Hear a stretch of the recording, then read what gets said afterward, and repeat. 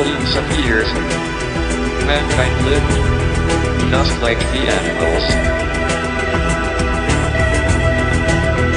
And something happened, which unleashed the power of our imagination. We learned to talk. How you doing? What drives an atheist to be an atheist, where a Christian, because their belief in Jesus Christ as Lord and Savior, feels the need to kind of live their life differently, so to speak, or at least should feel the need to live their life differently. As an atheist, what drives you to, take the time out, do public access, spend your own money, lead this campaign?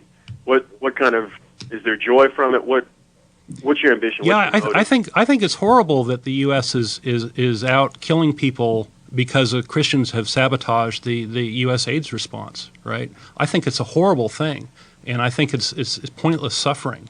And if I can somehow stop that by being here on the show and educating people as to this, because the media isn't covering it very well, then I feel like I've done a good thing and I've helped some people out. So that's one of the things that's motivating me. That's very relevant to today's show. And from my point, as somebody who was a former Christian and had considered entering the ministry and everything else. Really, I didn't know that, man. I watch you guys. I did not know that. That's interesting. It was actually a detailed study of the Bible and Christianity and philosophy and religion over a course of years, and in hopes of eventually, entering seminary and becoming a minister, that led me to atheism in the first place. And so, from my point of view, one of the reasons that I do this, that I spend so much time doing this, is because education is important, and if I can spread on some of the things I've learned to other people who have beliefs or whatever, then I think there's a good benefit to that, because I think there's a better way. And like we were talking about earlier, I'm of the opinion, I'm not, I'm an atheist, but in a way I'm also anti-theist, and not so much against personal beliefs. Anybody who wants to have a personal belief and justify it in their own way, that's fine. What I'm objecting to, I think, mostly is what people do on behalf of those beliefs, the actions they take, the changes that they try to produce, because I think religion can be harmful. I think it often is harmful. I think it promotes a mindset, a faith-based mindset that denies rational thought and evidence and promotes the possibility of accepting other very dangerous ideas. I think that actions taken on behalf of religion that affect and diminish the rights of others are wrong. That religion creates this divisive us and them atmosphere where it's somehow okay to say, these people are different, lesser, even if it's not always in a condescending way. You will get Christians who call up and, well, I can't get a straight answer anyway. There's some who call up and say that I'm going to heaven because I was once saved, always saved. And there are others who say that I'm going to hell for apostasy. But regardless, we'll get Christians who'll call up and say, that they'll pray for us.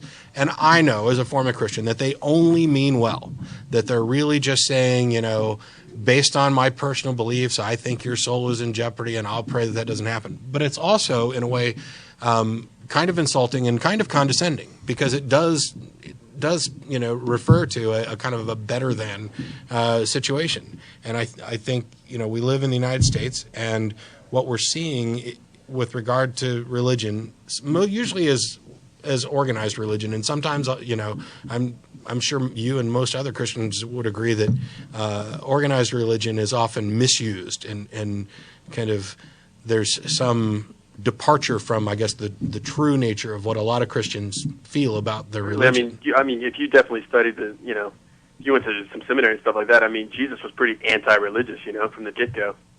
There were parts of that. The thing is that while I can understand that and kind of agree with you with what you're saying, there's deeper questions with regard to the reliability of the Bible. So it's always difficult to say Jesus said such and such when we have no idea if the person even existed. Down to faith, as long as there's doubt, it's faith, it's not fact, and nobody claims that it's fact by any means. Well, there are people, and the thing is, as I say almost every single week when we get a call like this or a call on these types of subjects, if you want to believe it based on faith and that's your justification, I can't possibly argue with you. I can't prove that it's wrong.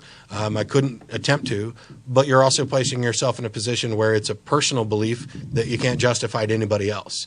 If you go with, 1 Peter 3:15, I think, where Christians are supposed to be ever ready to present the reason And the Greek word for reason there is not just the Not faith-based emotional, type reason. right? It's you're supposed to provide a reason, a rational explanation for what you believe. And that was the verse that drove me to dig in as deeply as I could, because I needed to find good rational explanations for this. And what I ended up finding was that the more I looked, the less true any of it was, until at one point it was just patently obvious that I was now an atheist. And that was a hard transition for you, wasn't it? It wasn't so much hard as that it took a long time. Mm-hmm. And we talked about it on Nonprofits yesterday. Somebody asked, once you accept the fact that there is no God, or come to that agreement or understanding or whatever, human life becomes infinitely more precious. This is a one shot. I've got one shot. I don't get an afterlife. I've got this one life. And so every minute of this life is infinitely more significant to me than it ever was as a Christian, or ever could be to anybody who believes in an afterlife or reincarnation or anything else. I can definitely buy into that. My only question to you is, what if, that big what if there is an afterlife? What if, in fact, you are wrong? Okay, and what if you're... You know what I mean? That's a version of Pascal's wager. What if you're wrong? What if if I'm wrong, what's my loss? I mean, No. You're making a huge assumption that there is Christianity or nothing. Take a stab at this too.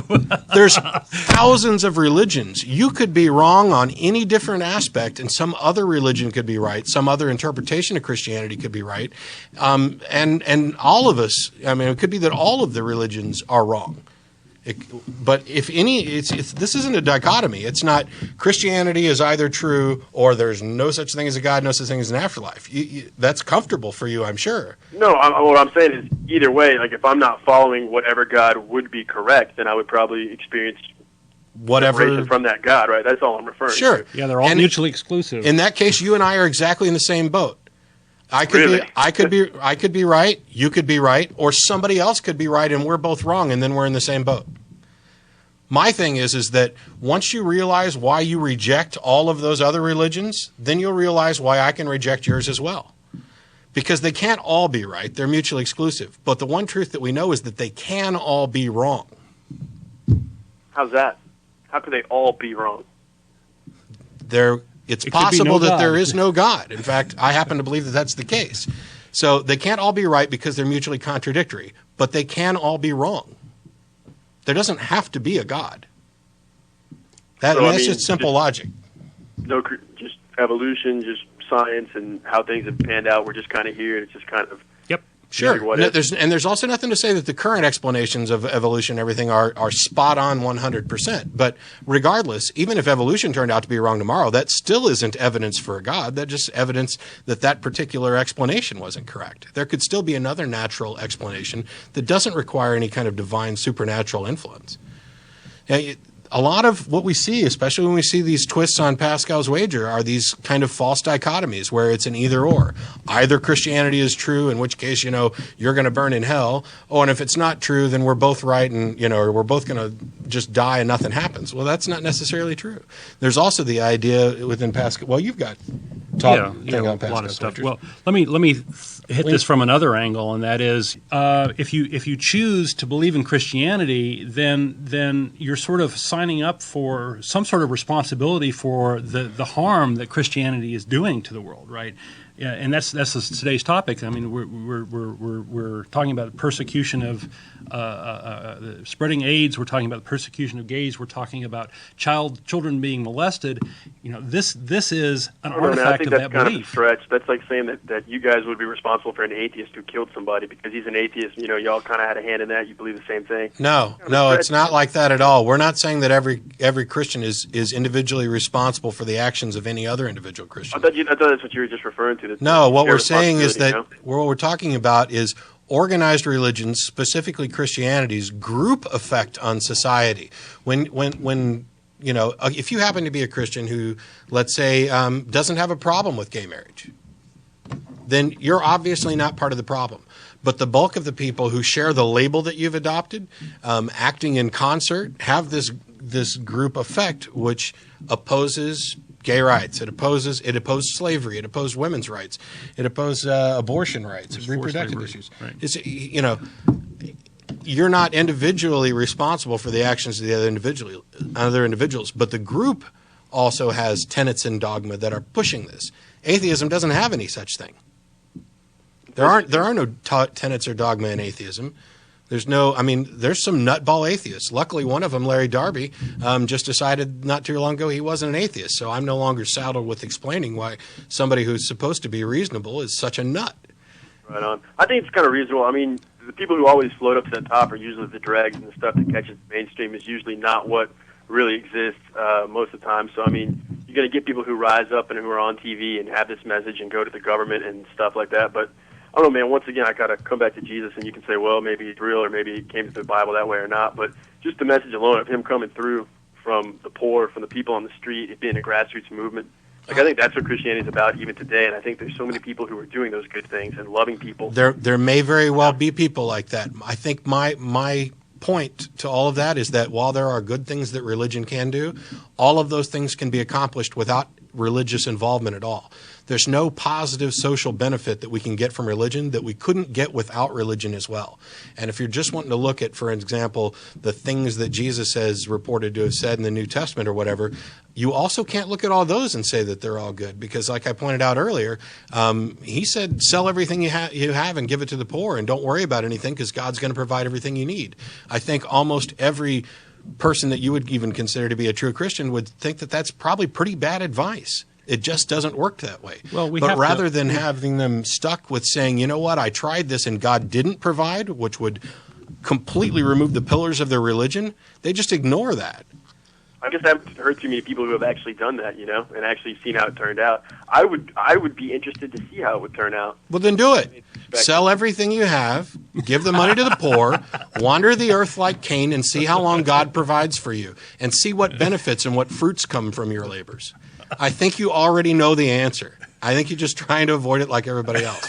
I swear I'm not trying to be insulting, but... No, it's cool, man. It's an interesting proposition. It's interesting that you even mentioned that, because I'm kind of...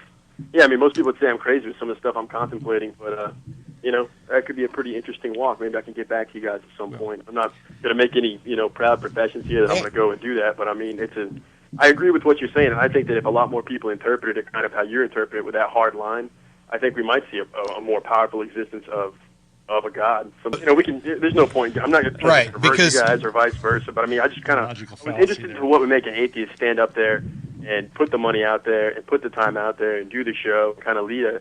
Basically, atheism to me is, I mean, it's kind of like religion more or less. Like, it's a set of beliefs or a set of disbeliefs. No, there's no beliefs. There's no set of beliefs in atheism. Atheism is just the lack of belief in a God. Exactly. So it's there's almost like an evangelical, you're all almost reaching out to people in efforts to be like, hey, look, I have the truth, just kind of like how Christianity does. It just seems. How can you agree with me when I say that it's not a religion, that it has no dogma and tenets, that it's simply the lack of belief in God, and then come back and say that? I mean, don't get me wrong. I understand what you're saying in spirit, because we're out here publicly on TV. But what we're talking about is our objections to actions that people take on behalf of religion. We're talking about objections to specific doctrines and tenets. We're talking about rational thought and what makes us think that religion is harmful, not just because of what it does, but also because of what it does to the mind.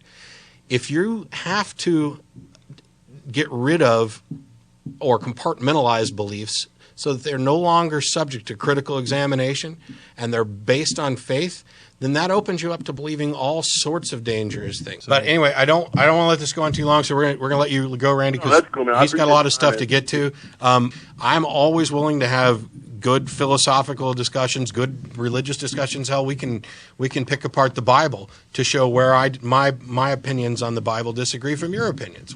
I've done that, within the last week or so. I'll get back to you in a few years when I learn Hebrew and Greek, man. I got some homework to do first, but I hear you. It's a complex who knows? Subject, no doubt. I sounded almost exactly like that a couple 3 years ago. So who knows? Maybe you'll come to catch the dark up. side, yeah. I doubt it seriously, guys. But yeah, okay. You guys take care. I doubted it too, but thanks, Randy. All right.